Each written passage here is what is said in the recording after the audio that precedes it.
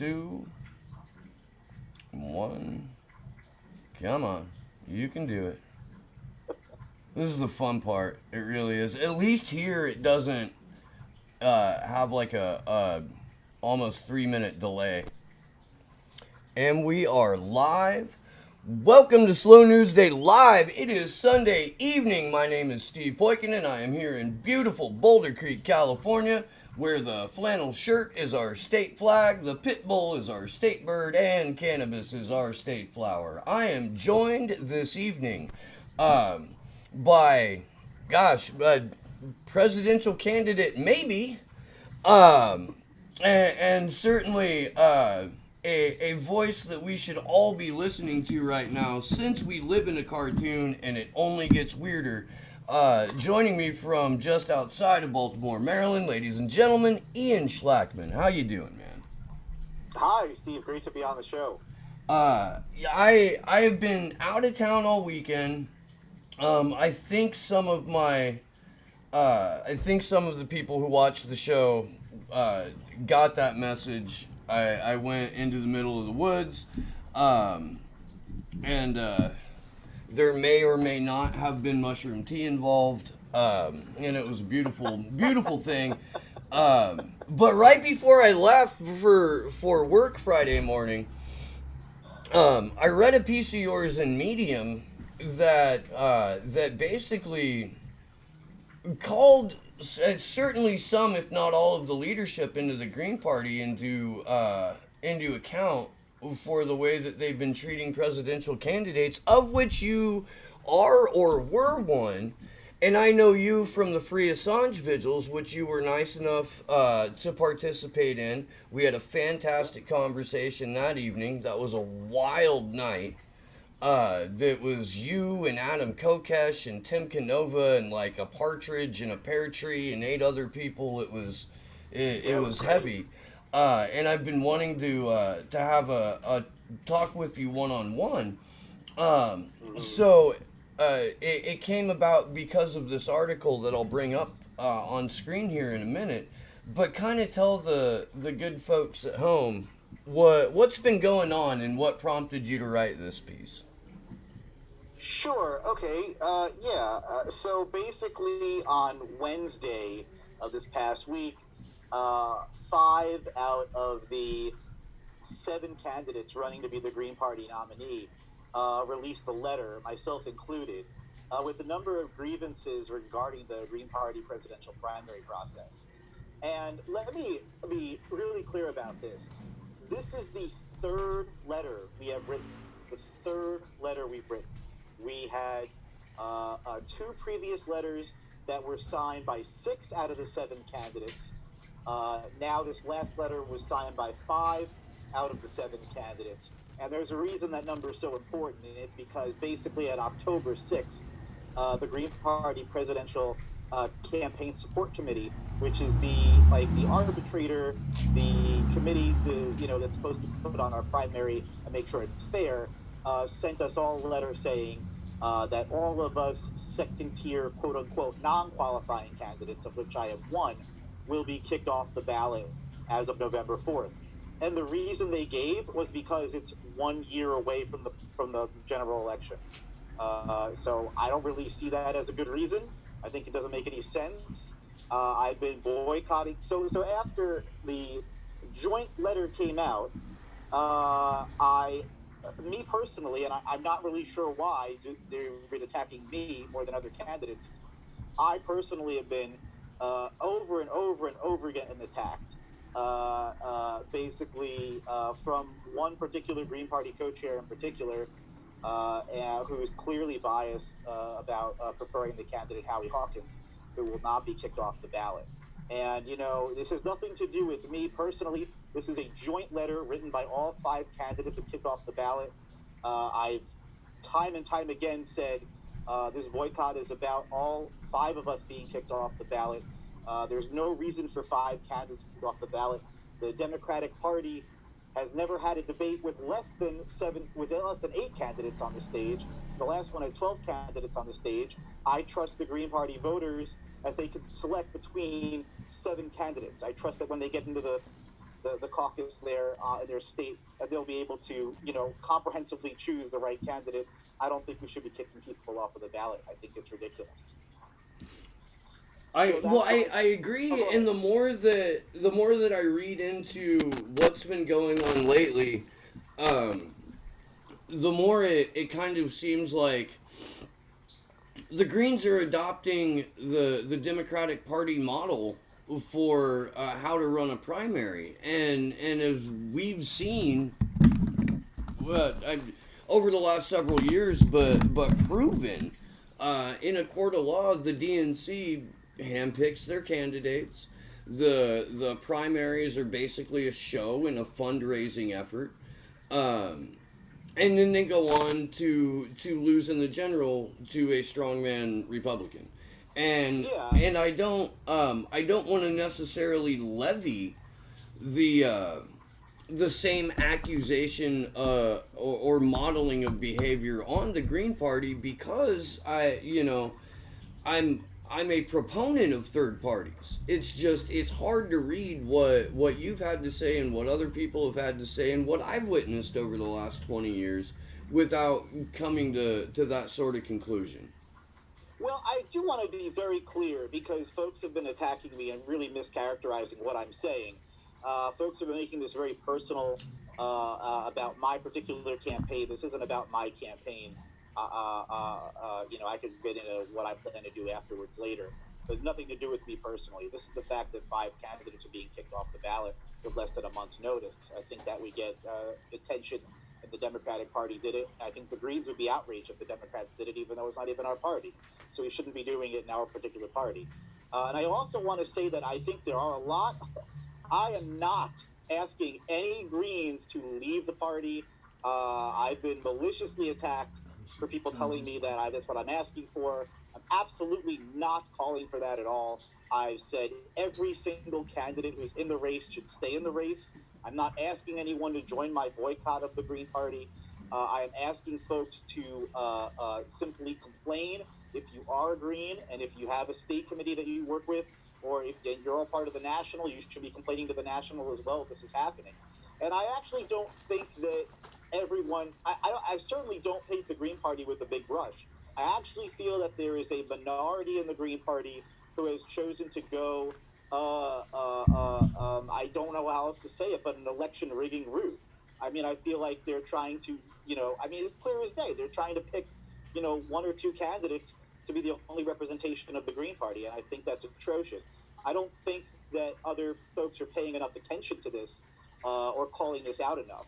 I think that they're trying to make this very personal, and I think that it's nothing about personal; it's about process. I couldn't So, agree with you more on that.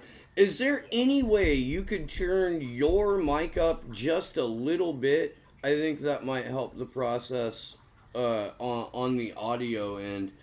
Um, I can't, but I will talk louder. How about that? okay, we can do that too. Yeah. This show has gotten quite yelly before, so I'm all for that.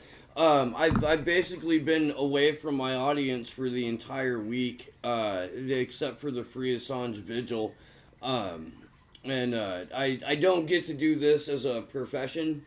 Hmm. This is what I do when I have time when I'm not working. And boy, did I work my firm toned ass off this week in order to be able to leave for the weekend. Um, I was telling you before we started rolling that I have a Right. history with the Green Party, and Yeah. this is true. Um, Back at the turn of the century, I was a campaign field co-manager for Ralph Nader's campaign, um, and so that makes it partially my fault, except for it doesn't. Because Ralph Nader didn't blow that election. There was a lot Right. of rigging that Yeah. happened during that election as well that nobody ever talks about. Um, it it bothers me that the Green Party for the last 20 years has kind of made their decisions according to their DC bubble element. And yeah, and I wonder if you know what I mean when I say that. There's a group of DC insiders that are part and parcel of the Green Party, and they've been there forever, and they're tight with the California Green Party, and it's a decision making process that seems like 49 states get left out of the equation in terms of being able to be a part of the decision making process. Like the plans are Yeah. made, the plans are disseminated, and you roll with them, or you get told to go somewhere else. Yeah, I mean, you know, I can't. I don't know if I agree with the DC angle, but I think that because there is an, I think the Green Party does spend too much time trying to emulate the Democrats or Republicans. I think that that's the way I would describe it. What I see is that the Democrats and Republicans, their states, so every single state has its own primary, right? That's the way states operate. That's why we have elections in this country. There's no real national primary system, right? So the National Green Party has a role to play, and the National Green Party's role should be the government makes it difficult enough to vote in this country for the candidate of your choice. And the National Green Party should be saying, we're going to make it as easy as possible to vote for your candidate. But instead, because of the rule of decentralization and others in the party, we sort of delegate it to each state how they're going to operate their own primary or caucus. And a lot of states actually don't have a primary, they actually do a caucus model, kind of like the Iowa caucus. And, I mean, for me personally, if I had my druthers, I would rather see the National Green Party making sure every single person that wants to vote green can vote green. That to me is something that's been nagging me this entire election. There is a signature process that they made us do. The National Party imposed the Presidential Campaign Support Committee imposed a signature process. Each campaign has to get 100 signatures. It's not that many, I'll give you that, but the way that they worded it was like you have to be a Green Party member. And a lot of folks are like, okay, well, I'm going to vote in the Democratic primary. Can I just switch over to be green real quick? Oh, my state maybe has a membership model where I have to literally pay dues to be a member. So being registered green doesn't mean I'm a member. Does that mean I can fill out the sheet? I mean, we're putting roadblocks up for folks to participate in the Green Party. And that doesn't make any sense to me at all. It should be clear as day. If you want to vote for a candidate in the Green Party, all should be welcome to do so. And I think, I know this is a really weird example, but I keep using it. Folks should look up the Transhumanist Party. Because the Transhumanist Party was this party run by this guy, Zoltan Istvan, and then he gave it up. And then he said, you guys can run your own damn primary. I'm done.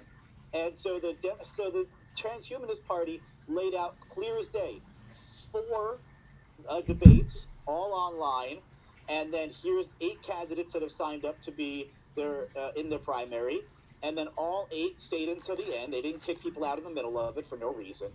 And then on top of that, there was a clear end date for when the primary would be held. Every single person had to fill out a form on the Transhumanist Party's website, and then they were allowed to vote. And then the vote was held, and the decision was declared. And now they have a candidate. Like, why are we emulating the bad elections of the state Democratic primary process, which is confusing enough? But I could, I have different thoughts about that. But I'll Well, leave it there. and so do I, and having been there from just a campaign volunteer standpoint, and then watching as basically a political writer or commentator for the ensuing couple of decades, um, it it almost seems like the the Greens are there to add legitimacy to a process that is not legitimate, and everybody knows it except the voter. And it's hard to reconcile the 10 key principles and everything that is wonderful about the Green Party with the way that upper management, as it were, decides to run the process. Well, look, I mean, my particular complaint after we published that joint letter was I was instantly attacked. I have a target on my back for some reason. I don't really understand why. The other candidates have been outspoken since the beginning, and they continue to be outspoken, and they're still running. So I would think that the party should be talking to them, not to me. But I've gotten a ton of attention, almost exclusively negative, from folks who are in the Hawkins camps who are trying to defame me in one way or another. So on Friday, I called for a boycott. My campaign is boycotting, I should say. My campaign is boycotting the party. I am not saying anyone else, but my campaign is boycotting the Green Party. And the reason I'm doing that, and so look, on on Saturday, my fellow candidates said, "Hey, we're in Idaho and we can get you to Skype in." And I said, guys, I'm boycotting the party. Why would I Skype in? They said, no, no, no, get your message out. So I said, all right, fine. So I got on Skype and I told the Idaho Greens, I said, Green Party's great. Please continue to work with the Greens. Please continue to speak out. But I'm boycotting the Green Party and I won't be talking about my platform. I'll just be talking about the fact that I'm boycotting the Green Party. And here's why I'm boycotting it. And I'm not saying that any other candidate should boycott with me. The other candidates still want to be in the race. The Green Party should work their butts off to make things right with the other candidates and have a big full primary. It's going to be an incredibly boring race if it's just two candidates from November all the way to July, and that's the when the Green Party's having its national convention. So that just doesn't, I don't see that getting people excited. If it was just Joe Biden and Amy Klobuchar, or Joe Biden and Elizabeth Warren, people would be tuning out right and left. The reason the Democrats are getting all this press right now is because, oh, Tulsi Gabbard's in the race, and, maybe she's crazy, Bernie Sanders is in the race, he's having health, like, that's the way they're getting all this attention, is they're actually having a full primary, even though the mainstream media wishes that it was just two or three candidates. But it's actually doing the reverse with the Democratic Party. It's bringing folks in. And if we had a full 7-candidate primary, I'm damn sure we'd be bringing more folks into the Green Party. But this is the way they've chosen to operate, and we just fundamentally disagree with it. Well, and that raises a couple of interesting questions. I mean, the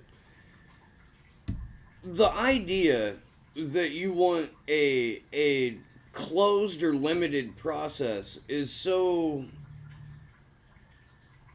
counterintuitive to what the Green Party as an institution stands for, and to sort of emulate the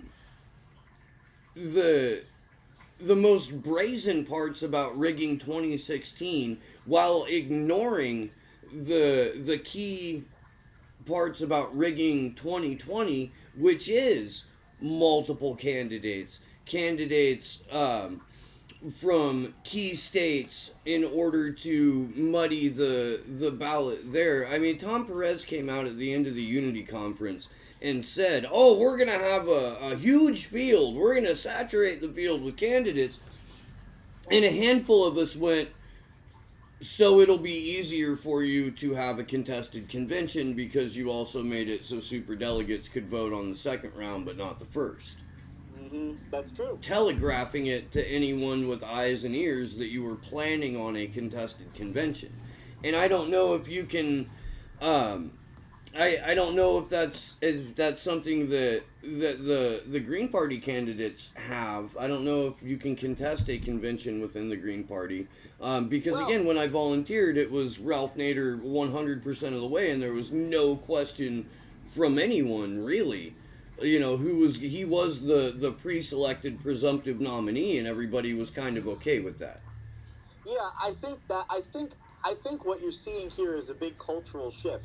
I think a lot of folks have exited from the Democratic Party and gone to the Green Party, assuming that we're going to have the most fair primary process imaginable, and that just hasn't been the case. And I want to be extra clear about this. I am not saying that that everyone in the Green Party is bad. Like, by no means or no stretch of the imagination am I saying that. What I'm saying is that I think that there are folks that are rushing to get Mr. Hawkins onto the ballot, and they think that reducing the field from 7 to 2 is the right way to do that. And I'm saying that that looks terrible. Like, it's not like you could sit there all day and put a target on my back and say, "Oh, it's Ian's fault for pointing this out." But this is what's happening. Like, if a candidate, like, actually became the Green Party primary candidate, the Green Party nominee, and this is the way they got there, and you have folks from all across the country complaining about it, which they have been for months. Don't forget, this is the third letter that we've all signed on to as candidates complaining about this process. Then it's not going to be a very good look for the party. It's an insult. Frankly, it's an insult to, like, Jill Stein, who's in Pennsylvania actually trying to unrig voting machines. It's a complete insult. Like, we've got to do better than this. Well, and Jill Stein, in her own right, got a couple of headlines over the weekend for challenging Hillary Clinton to a debate. Oh man, I mean, this really drove me nuts. I gotta say this, because there were a couple of candidates in the Idaho debate this past weekend that attacked Mr. Hawkins for some of his terrible positions. I wasn't one of them. One of them was about his position in Syria. Another one is about his position. I can't think of it right now. Well, he's a Russia-gator. Yeah, exactly, right, yeah. And so he literally said in the Idaho debate, "Well, I'm getting attacked like Hillary Clinton attacks Jill Stein." And I lost it. I said, that is such an insult. You have literally defamed Jill Stein. You're on record as saying you don't agree with what she did. For you to sit here and say that we're attacking you by calling you out on your BS and the fact that you're a Russia-gator, and then to equate that with someone being attacked the way that the mainstream media attacks Jill, is just complete nonsense. I mean, I have my own.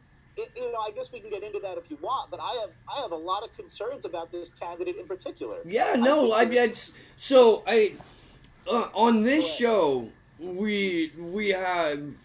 made it very, very, very clear from the beginning that I'm never going to have that show that's a commercial for your favorite lefty candidate. I personally do not believe that government as it operates is a realistic avenue toward substantive change. I think that all of that has to come from decentralized activism in coordination with collective movement. And so there are no political heroes here. If there's anybody that we would label, that I would put into a hero category, they are whistleblowers. They are people who have put something before their own personal self ascendancy towards celebrity or fame or wealth or success. That's right. And I have had issues with Howie Hawkins my entire adult life. Like, I met him for the first time, I think, at the WTO protests. And he's come across as a fantastic activist, but a typical politician. And that's what's always bothered me about him, is the sameness that I've gotten from him as I have other mainstream politicians. Yeah, I think in this day and age, his politics are, I guess I don't really care anymore about what people think, so I'll just say it. Like, his politics are dated. Like, to be frank with you, I think the Green New Deal was a fantastic idea 10 years ago. I think now we're talking a green revolution, because if we don't revolutionize our economy fundamentally to literally change the way that we function, to make sure everyone has enough to get by while we face the catastrophe of climate change, we're not going to survive the next decade. So, I credit him for, helping bring the Green New Deal from Europe to the U.S., but I just don't think it's enough these days. And I think a lot of his positions, you look at his position on Venezuela, he's not really a fan of Maduro. You look at his position on Syria, he's not really, he seems to want to fight Assad in some fashion, or keep the troops there. He I mean, does the it's just same too thing Bernie mainstream. Sanders does, where he sort of toes the company line on Syria, as you were saying, on Yeah, how he talks about Maduro. Like Bernie yeah, will say, you know, Maduro's a tyrant, or Maduro, you know, evil, the bad dictator, that kind of shit. Um, and basically like make a point almost of being like, well, I don't want brown socialism. I want white Northern European socialism. That's the socialism that I'm selling you. yeah. And You know, I don't normally attack him on that route, but I do think it's important to call out. You know, like the work that we've done in Baltimore as a Green Party, you know, has been to actually get folks on the east side of Baltimore, who even the Democrats ignore, elected to office. We had one elected official in office, Reverend Annie Chambers, my campaign manager. Now we have another one in office, Anthony Williams, on the east side of Baltimore.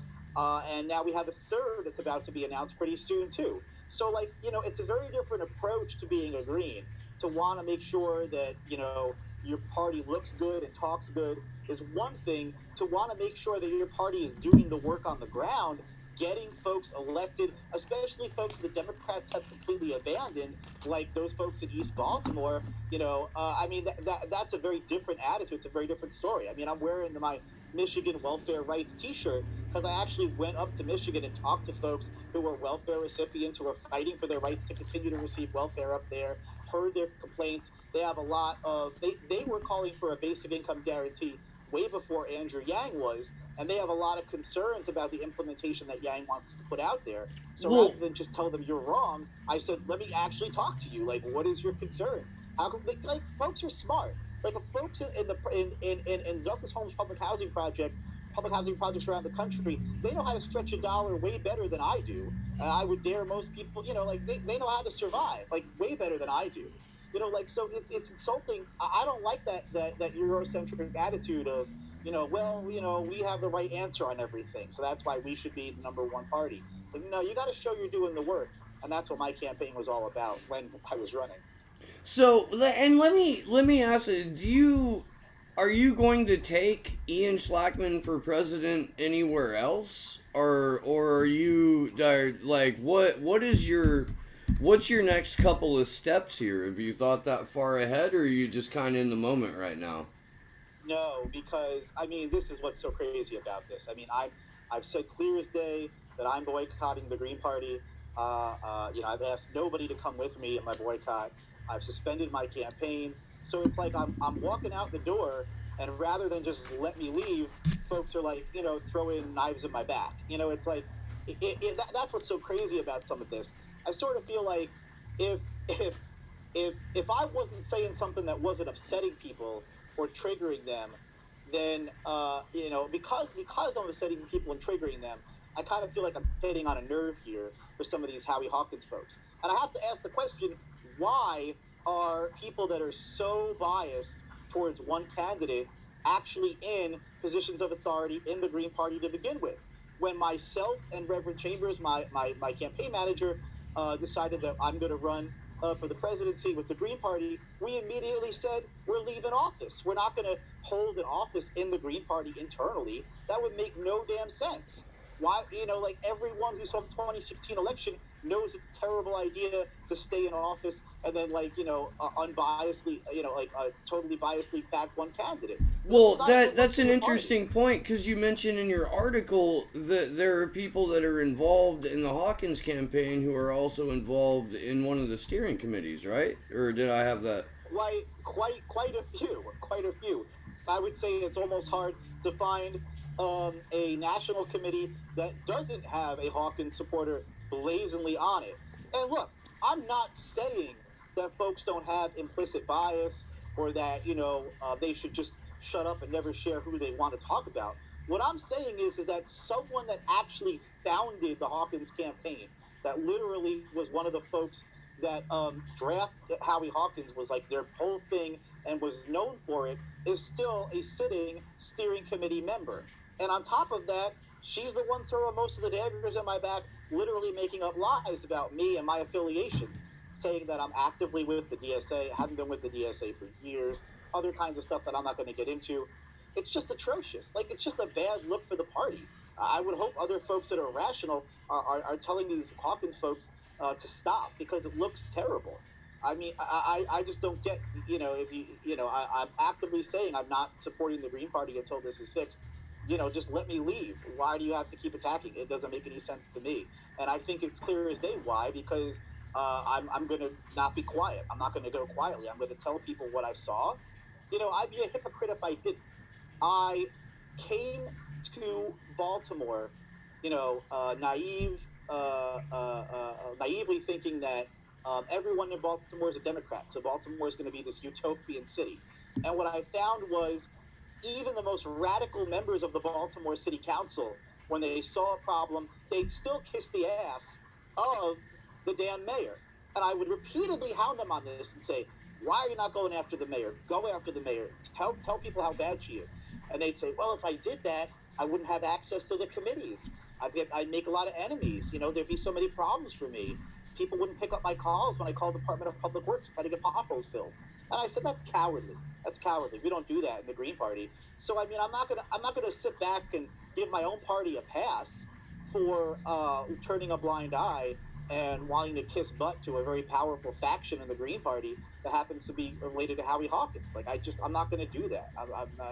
I'd be completely hypocritical if I did that.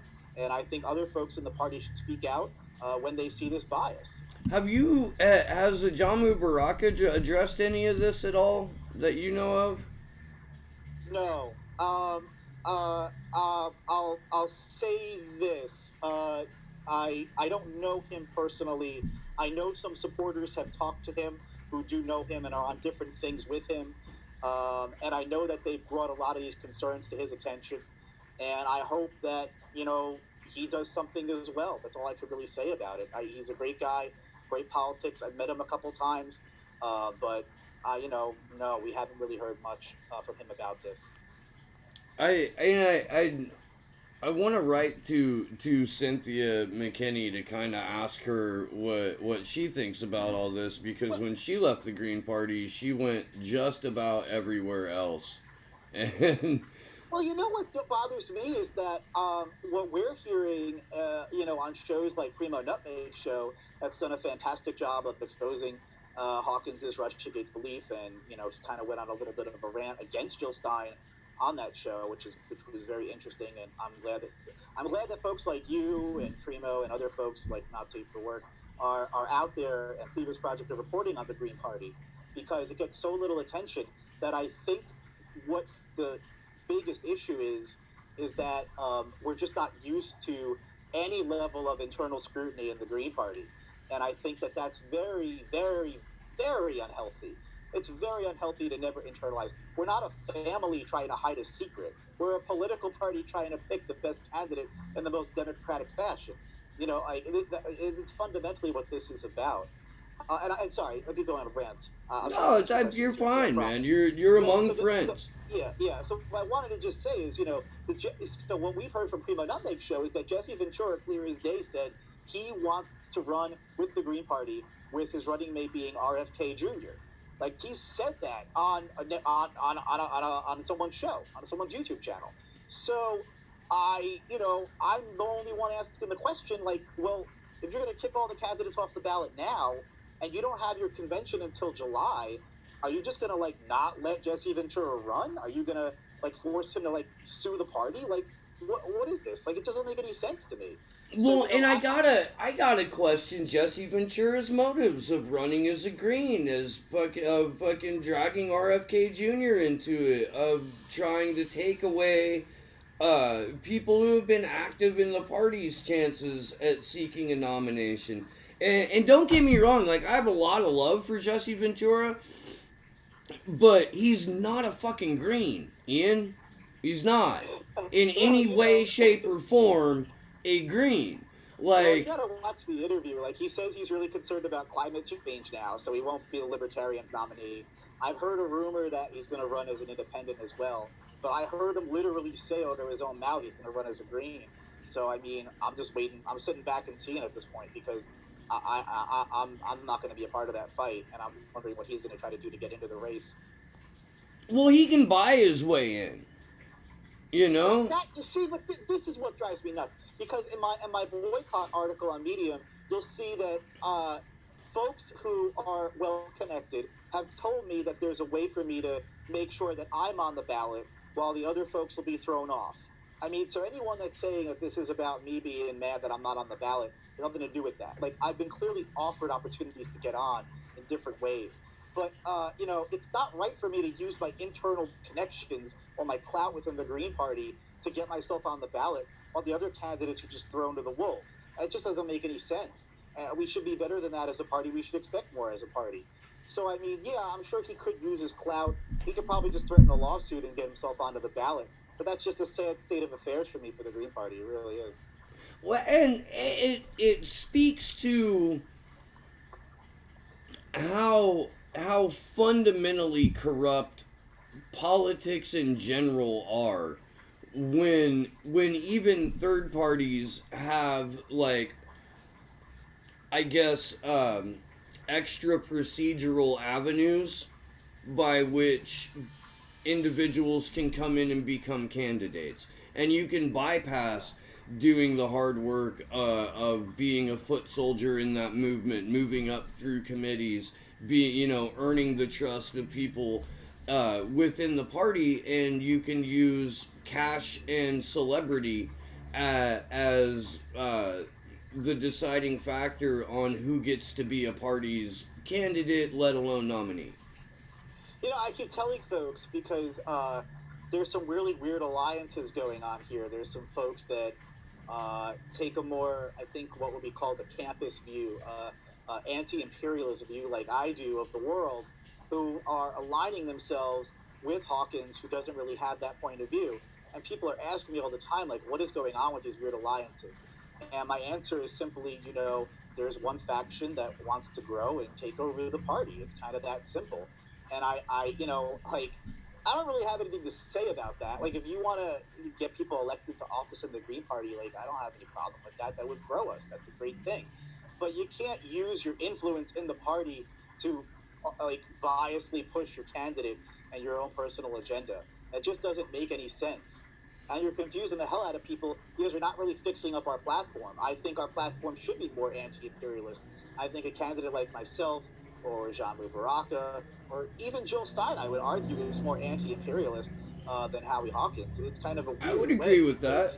yeah, I would agree because with that. I think they always yeah, mislabel Howie Hawkins whenever they do those political compass things, because in my mind, he is above that line on the authoritarian side, yeah, as opposed to left libertarian. And the argument that I hear about him that's so frustrating is, well, he identifies as an eco-socialist, and he's one of the few candidates who identify as an eco-socialist. And I have to stop people there and remind them that there are segments of his 2010 Green New Deal that he co-wrote that that fucking play specifically to green capitalism as a solution for climate change. And I've been arguing that green yeah. capitalism isn't going to save us any more than globalist, Zionist, or white nationalist capitalism, or any Yeah. other kind of capitalism that people have been arguing about, or saying this particular group or this particular group or what the fuck ever. Like, it's the problem is the noun, not the adjectives. And Yeah, yeah. Well, I think that's exactly right. What's crazy about this is that, I mean, it's not very hard to see that Howie is not a revolutionary socialist. He's a reform socialist. Like, everything that he's writing about and talking about would exist in capitalism, and it would be an effort to slowly reform capitalism into something better. I mean, and to me, that's just not what we need right now. I mean, to me, revolutionary socialism is what we need at this moment. I was calling for a human rights based economy, one where the economy fundamentally, its economy's mission is not just to grow or to build jobs or to bring capitalist wealth like capitalism is, the economy's mission, the economy's goal should be to make sure every single person has access to what they need to survive and thrive and innovate. Like everyone always says, oh, capitalism like is helps inventors invent and stuff like that. Like that's just bogus. Like the electric car was suppressed for decades under capitalism. I like the whole like computer internet culture when the internet was first created. It was all free open source software. Bill Gates was the guy that tried to that did privatize software and then sell it for billions. He didn't think of something new. Socialists and anarchists he would just rip them off pretty much. I mean, it's as simple as that. People were just sharing that stuff before that. So I mean, it speaks to kind of the misremembering of history. It speaks to a European centric model.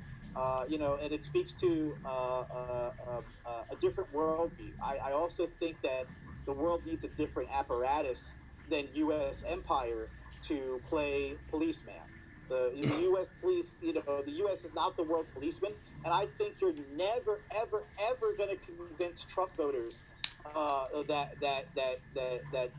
isolationism is um, correct. I think that those folks, and there are so many of them that voted for Trump because they kind of juxtapose Hillary Clinton's globalist view with Trump's isolationist view. Kind of see that as a dichotomy. I think we need the third way, which is that we have an international body run democratically by all the major countries of the world, and that includes China and Russia. They should get an equal say at the table when we, not unilaterally, but through a coalition, intervene without the U.S. leading the way. Because there are times where like genocide is happening. There should be troops on the ground probably somewhere at some point. But we can't just say U.S. is here and U.S. is the good guy, because then China's going to come in and say, no, no, no, no, we want to be the good guy. Russia's already saying, no, no, no, we want to be the good guy. And they're all going to rush to a war scene, and that's how we have Syria. That's literally how we have the Syria problem right now between Russia and the U.S. So I mean, we need a whole new way of thinking about international engagement, and I believe that is through a human rights based agenda, through human rights based engagement. I You know, I that's a I I agree.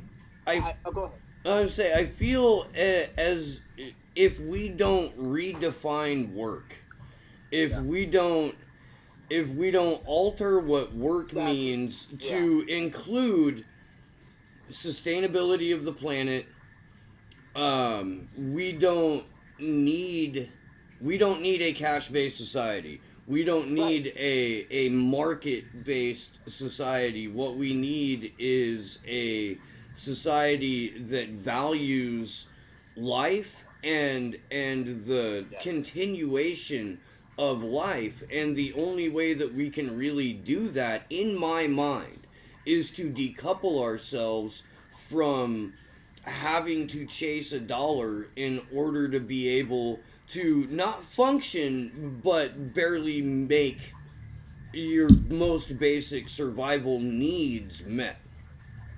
Yeah, that is so on point. That's exactly what I see as well. I used to say that the environmental catastrophe that's upon us is kind of going to make socialists out of us all, because you fundamentally can't, let me put it to you this way, right? So if you have someone going to their job every day at Burger King, making horrible food from terrible sources throughout the world, for every single part of that economic process to get that burgers onto that plate is negative to the environment. It's negative to people's health. It's negative to the people working there. It's negative to the community, right? So like there was this happened in Baltimore once. I really love this story. So Wendy's once came up to a city council meeting because they wanted to oppose $15 an hour minimum wage, and they actually said, if you guys in Baltimore City Council do this $15 an hour minimum wage, we're going to automate every part of our store. Like they threatened every part will be automated, from the burger making right down to the cashiers. I guess they put a robot to give the burgers to the people. I don't really know. But anyway, it was like at that point, the socialist in me kicks in and says, well, good. Like you should, like we should shut your ass down. Like we should literally just shut you out of Baltimore. Like why do we need you? You're not giving anyone a job. You're literally poisoning people with crappy food. Like you don't have a purpose anymore. Like that's just making a job isn't a purpose. And I think you're getting to a point where like uh, uh, uh, the person that literally stays home and raises a family, or takes care of an elderly coworker, or I mean an elderly family member, provides more value in labor and time and love and in all other kinds of ways than someone who's working a crappy job at McDonald's or Burger King or Wendy's. And so this whole jobs market system, that's the other thing I really disagree with folks that wanted a jobs guarantee. Jobs guarantee, I'm all for like actually doing the work. Like I love the idea of actually like using a federal program to like increase reforestation programs, or do water table work like they need in Florida. Actually fix the pipes in Michigan and Flint, Michigan, or in Newark, New Jersey. They don't have clean drinking water. That's a great idea, but I don't think that you need a couple with a basic income. There's a lot of folks that literally can't work to live, and they need to be able to live. And to just say, oh, everyone should have a job. I mean, that's almost like, So I feel like that was the Republican policy 10 years ago. I want to jump in here real quick because I've talked to Johnny Axum a lot about this, and he refers to himself as the founding facilitator of the fight for federal jobs guarantee, and they do include a UBI in that, the one that what's her name, Charlena Sterlina Maxwell? No. Oh god damn it, it'll come to me. But a couple of the people who have worked really closely in terms of MMT scholarship, federal jobs guarantee, and UBI. I think Patrina Cherneva or something like that is her. Okay. But her proposal that Johnny Axum was putting forth as well absolutely allowed for home care programs of nurture, reforestation, reclaiming environments, all kind, but large public works projects like that. That was a part of their fight for FJG platform. What that has now become, and in terms of the jobs guarantee that like Bernie Sanders is talking about and whatnot, all of that, it seems to have been eliminated. There seems to be a removal of the more, I don't know, I guess, domestic might not be the right word, but intergenerational care, and community reclamation or beautification programs don't seem to be a big part of his. And that's Right. where due criticism comes from. But if you go to the source, and you go to Johnny, or you go to the MMT folks who are still talking to Johnny because it's all a big fucking crazy mess everywhere, Huh. uh, you'll find that there's an acceptance of UBI as a thing that could be implemented along with, but it's never one or the other. It has to be both, and it has to be a specific way, and that's where they quibble. Well, I mean, this is where it gets a little weird, right? Because, um, so I know a lot of the economists that are for UBI. I've been to quite a few UBI conferences.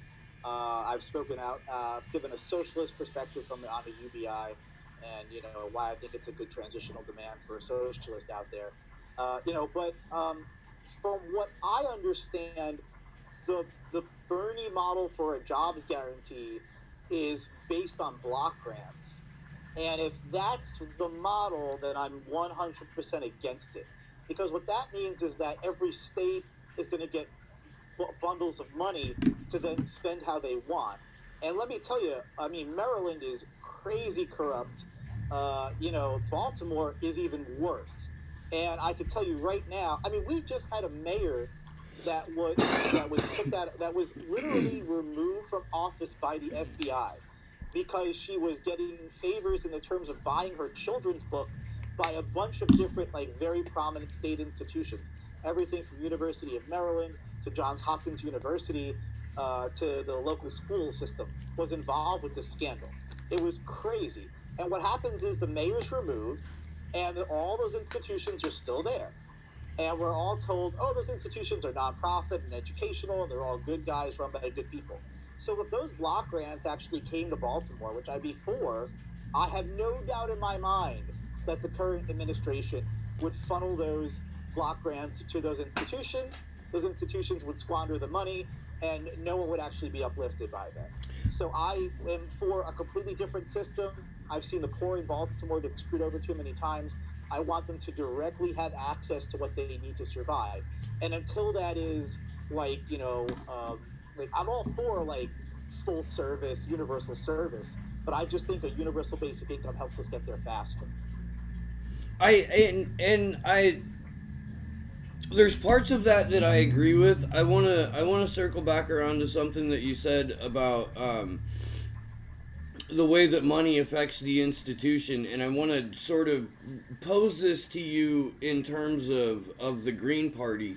It is what I've noticed, and this is a personal observation, so I'm not asking you to agree with my observation. I'm asking you if you see something similar.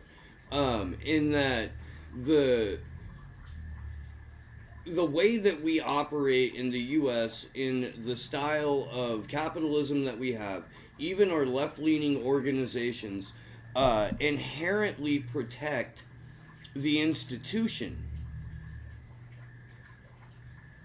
at the risk of, I don't know, punishing or reducing the impact that they could have in a positive light on the very people that they propose to stand for. And it's the perpetuation of the institution that takes a front seat to all other aspects. I mean, so uh, in Baltimore, it's rampant, and it's rampant all around the country. I mean, the nonprofit industrial complex, where you literally have, folks that are not trying to fix a problem. Like marriage equality is a great example of this. It's not, the goal of the marriage equality campaign was to literally make sure gay couples could get married. It's not to build a nonprofit so enormous that it would last for future generations with an enormous endowment full of staff rooms. And there was a lot of fights internally about which road was right.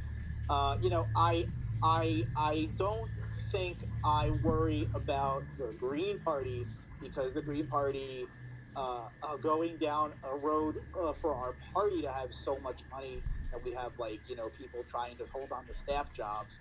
I don't think that's an issue.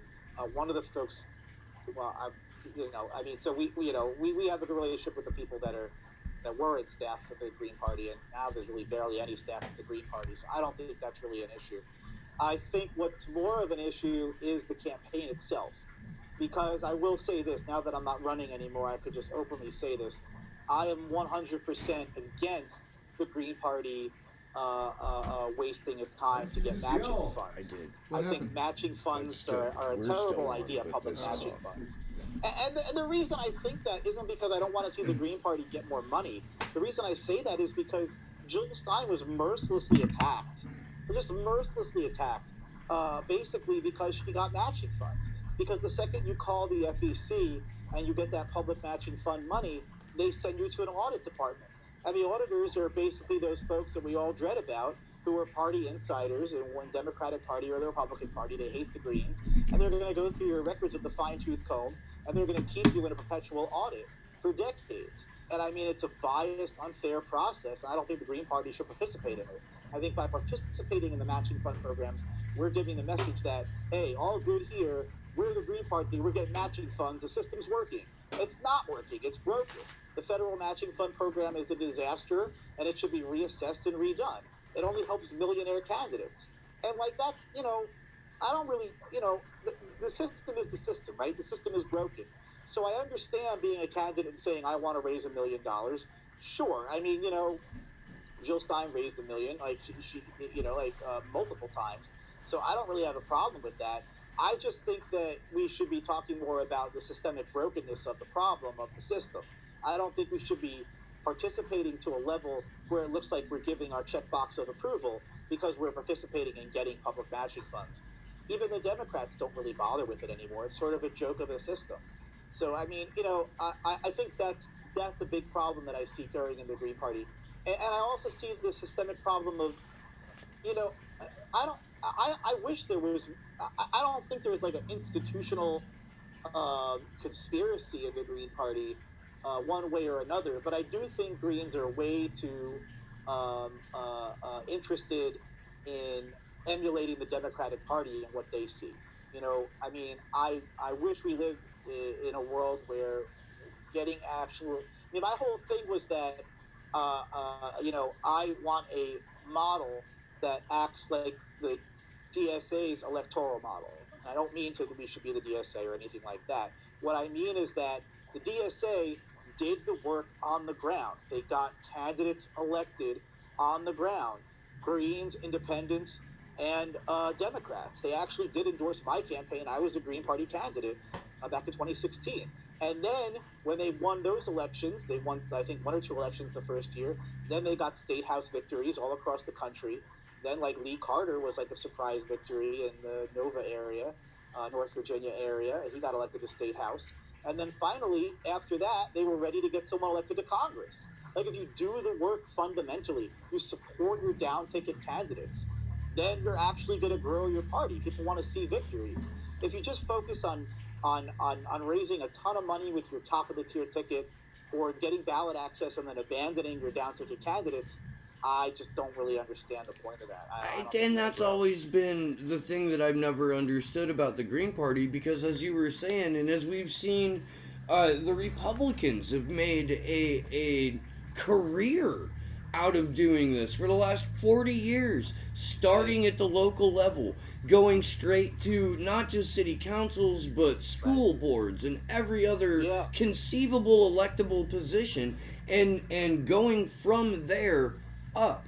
And by the time that they get to a a federal election, right. they have not only an existing base, but an existing base of people who hold elected office who can use their clout to further sway their voters to vote that party going forward at higher offices. And the Greens are like, yeah, we just want 5% in the presidential election. That, and Yeah, I mean, this is where I sorely, I completely agree with you. And what's crazy about this is our platform is so much better. I'm still a registered Green. Like, I'm not switching, to Democratic Party or anything like that. Like, like, I'm still a registered Green. The party platform is easily the best out there. There's no question in my mind. The problem is like, now you got to get your internal stuff right, right? Like, you have to have, like, institutions to talk about you, that help candidates actually learn how to run. Well, and then you can actually get candidates elected at the school board level. And that's going to be someone that's running as an independent, because all those races are nonpartisan. Most city council races are nonpartisan. Most mayors are nonpartisan. Most counties are nonpartisan. That's not glorious stuff. That's grueling, doing the work type stuff that we should be doing. And then finally, you get some victories as a party in the state house, and then finally agreeing in Congress. That was my game plan, to reflect that spotlight we get. Because all the time you see, the only time you ever really see Greens get any attention is when they run for president, and they'll have MSNBC will have on Jill Stein, and they'll wag their finger at them saying, "You're an idiot. Why are you even running? You have no chance." Blah blah blah blah blah. That's our one chance to say, "You're right. I'm not going to win." Focus on Riley Mahoon running for school board in your area. Focus on, like, what are the Greens running today? Like Dario Hunter. Focus on him running for school board in Youngstown, Ohio. Like, we don't have to sit there and take it and play their game. We could change the game, and we could be smarter and better than them. But I fear that some folks on the other side don't really think that way. Have the other agenda. well, and my co-host for the Free Assange Vigils, Andrew, and I have talked about this a number of times, where I've expressed the frustrations that I've expressed with you tonight. And we both end up just banging our head against the wall to find any kind of logical answer to it, Yeah. and that's what makes me come back around to protection of the institution is inherently greater than serving the people that you purport to represent, and I don't want to levy that, in any kind of overly critical way. I think Right. it's a self-preservation instinct to where even if the candidates go down, the infrastructure remains to 4 years later jump through the same hoops. But that's not how you're gonna shift that window. Before the DSA was even on the scene as a large political entity, you know, I would call this model the Kashama Sawant model for socialist alternative, Yeah. because like social alternative didn't just put all of their resources into getting her elected. They then put all of their resources into promoting her as a household name. And so every single socialist knows about Kashama Sawant. The Green Party has Councilman Cam in Minneapolis. We never hear about him. We never hear about him. My campaign manager, Reverend Annie Chambers, is a sitting RAB delegate. That literally means that she's on the resident advisory board to HUD National, and she fights with Ben Carson when they try to raise her rent. We never see a publication on Reverend Annie Chambers from the Green Party.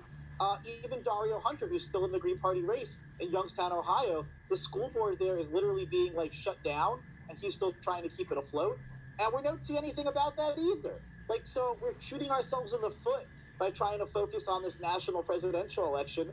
I'm going to keep doing, you asked me earlier what I'm going to keep doing. I'm going to keep helping down ticket folks, Greens and socialists get elected. That's what I've been doing. That's what I've been doing during the campaign. That's what I did before the campaign. That's what I'm going to do after the campaign. So what I'm does not. your advocacy look like now that you're no longer a Green Party candidate for president? Do you have So a plan going forward?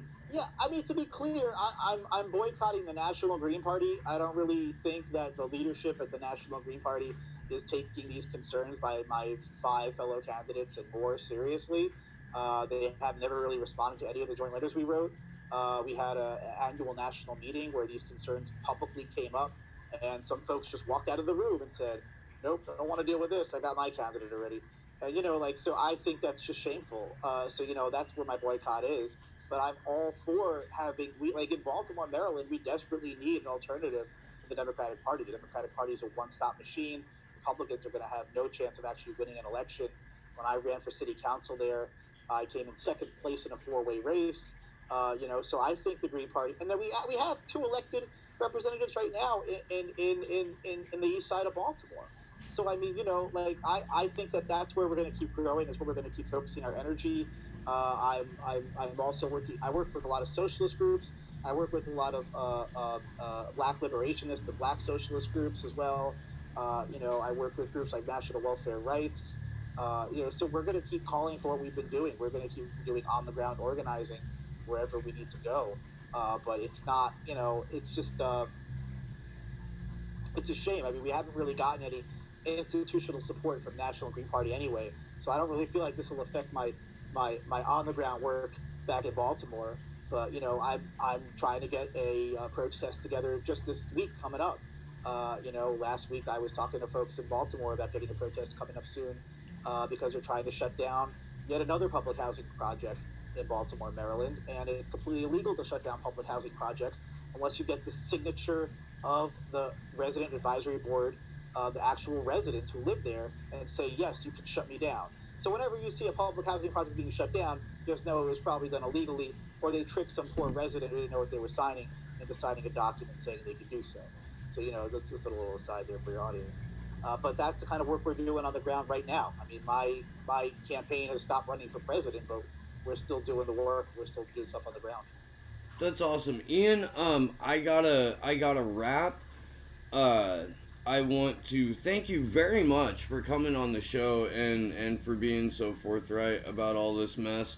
It's just I can't stress it enough. Don't put your faith into political institutions that operate on a federal level, because the federal electoral system is systemically rigged. Um, Ian, yeah, thank you very much. Please come back on the show. Please come back on the Free Assange Vigils. We'd love to have you back on those. Anytime, anytime. I really appreciate you doing a show on this and getting the word out. Very Well, exciting I stuff. think it's really important, because you can never not know enough. You know, Exactly. and forewarned is forearmed, and if you go into even local elections with as much information about each particular party, how they operate, and who they're operating for, you can make the most informed decision, and it helps you become a more effective activist, because you can align yourself with people who operate in a more decentralized fashion. You can you can follow the money a lot easier when it's a smaller organization. You have much more direct and targeted goals. Um, yeah, I can't stress enough that that decentralized activism is the way to go. Ian Schlakman, thank you so very much. Thank you, Appreciate Steve. it. Appreciate it. All right, and this has been Slow News Day. I am Steve Poikinen, and good luck to us all. Where is my thing?